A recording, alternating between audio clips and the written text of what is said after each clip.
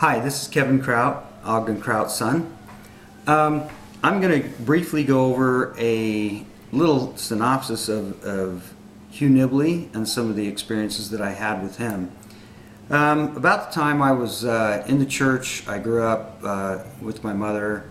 My dad was a bad guy, you know, an evil polygamist, whatever. And so I got kind of concerned because I started reading my father's books and I started learning there was a lot of truth in there.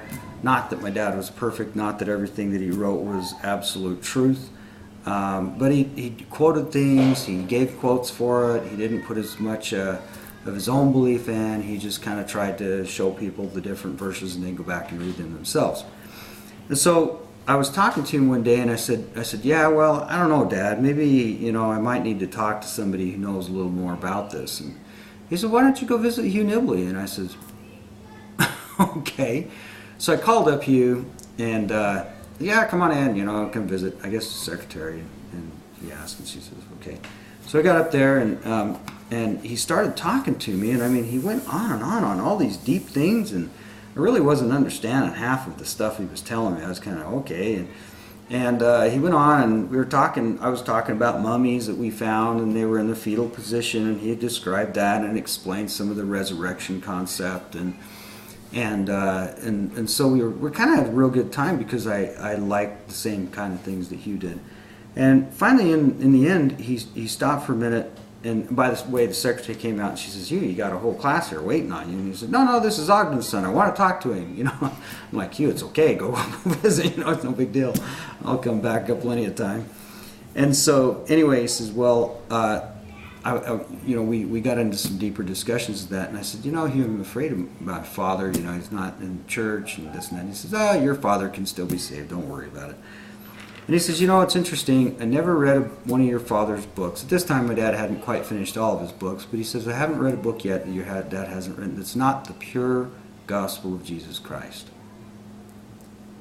That took me back a little bit to think, you know, that the gospel of Jesus Christ goes back to those original roots. And then he said, you know, a lot of people come in here and they give this, they go read about the Adam-God doctrine, and they'll come and ask me about it, and they're all upset, and some anti-Mormon got them or something like that, and he says they're ready to leave the church, you know, because they've been lied to, and they have lied to them, you know, and so he says, so then they get all discouraged, and I said, yeah, I'll go down there and read this book by Ogden Kraut. It's an interesting book on Adam God, and study it and see what you think, you know, and they'll come back and they go, oh, got it, Hugh, understand.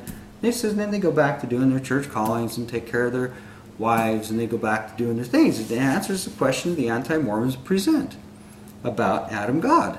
And there's been a big discrepancy all the way through Joseph Fielding and Bruce R. McConkie and, you know, the whole line about this. It was taught by Brigham Young. This is what Dad says. If Bruce McConkie would have just said, yes, that's what Brigham Young taught, we don't believe it today. We don't know if he got it correct, but you know, he tried to cover it up, say we never ever taught it, and then people go find out that he did teach it, and it's all over in journals everywhere, and people are upset, they're angry, they feel lied to, they feel betrayed. How could these great brethren do this to us?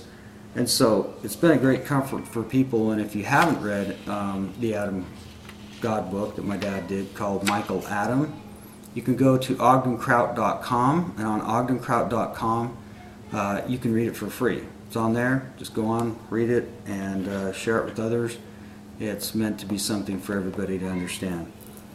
And he also said this is kind of an interesting. He said your father served a great mission that none of the rest of us wanted to fulfill. And I later thought about that, and I thought, mission? I mean, you know, he's maybe speaking figurative, but the way he said it, it was like he was called to it.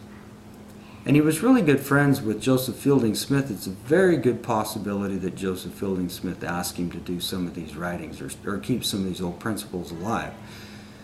You know, we know he's commissioned Cleon Skousen to do that possibly. He may have even asked Hugh Nibley to write more on the subject of United Order. I don't know. You know, because obviously those three are the most important parts. That's the economic, political, and social aspects of fundamentalism, or the early Mormon religion. And so with that, that's kind of interesting that he asked him to, that, you know, he didn't want to fulfill that mission or do that. You know, polygamy and all that, fundamentalism is a tough thing. So anyway, I hope that helps. A little bit about Hugh Nibley.